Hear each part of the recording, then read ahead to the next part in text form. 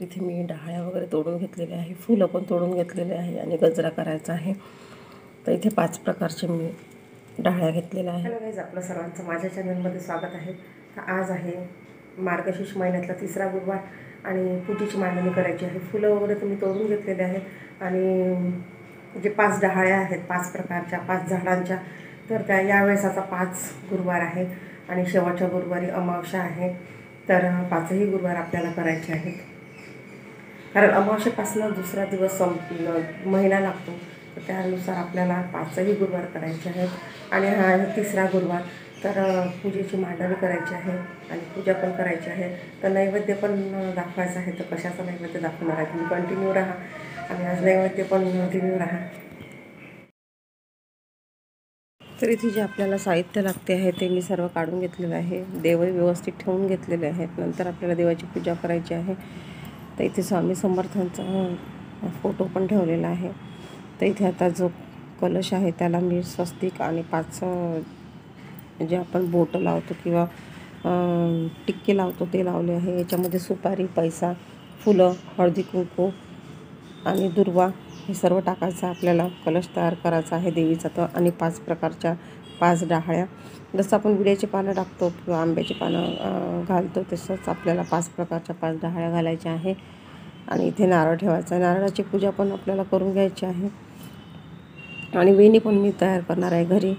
तर इथे जो देवीचा ड्रेस आहे, म्हणजे आपण कलशासाठी जो ड्रेस शिवलेला आहे तो पण मी घालून घेते आणि आपल्या देवीची पूजा जी आहे त्याची मांडणी पहिले करायची आहे. आणि आता व्यवस्थित ठेवून घेतल्यानंतर आपल्याला जो फोटो आहे मंत्राचा, जो आपल्याला कलशाला टेकवून ठेवायचा आहे.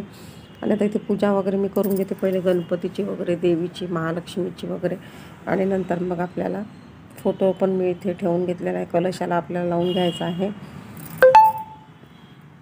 फुलं वाहून घ्यायचे आहे गणपतीला. जास्वंदाचं फूल वाहिलेलं आहे, जे आलेलं आहे ते, आणि फुलांच्या पाकळ्यांनी थोडंसं सजवून घेते. आणि गणपतीला पण शेवंतीचं फूल, आज फोटोला सुद्धा लाल फूल वाहून घेते. थोडंसं सजवून घ्यायचं. सजवलं की थोडंसं आपल्याला पण चांगलं वाटते आणि दिसायला पण छान दिसतात आपले देव पण. आणि आता इथे फुलं वगैरे वाहून घेतल्यानंतर आपल्याला पोथीची पण पूजा करायची आहे.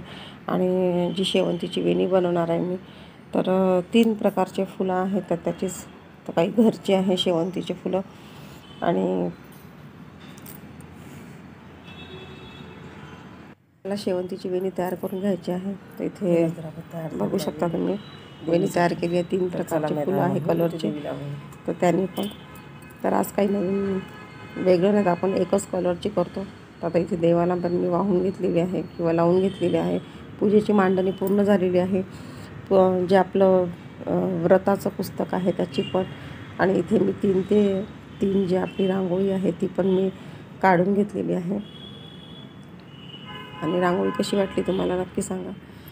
आज स्वस्तिकाची रांगोळी, आणि आज थोडंसं नावही मी चेंज केलं देवाचं. तर इथे सगळी मांडणी झालेली आहे आणि आता आपल्याला कथा वाचायची आहे. तर जो आपली वेणी तयार केली आहे ती पण खूप छान दिसते आहे. इथे मी आता पोथी वाचून घेते. तर इथे आरती पण झालेली आहे आणि आता नैवेद्य संध्याकाळी. आणि पूजा कशी वाटली तुम्हाला नक्की सांगा. आवडलं तर लाईक करा, शेअर करा, सबस्क्राईब करा. आणि आपला नैवेद्य पण तयार झालेला आहे. तर साधा सिंपल नैवेद्य आहे.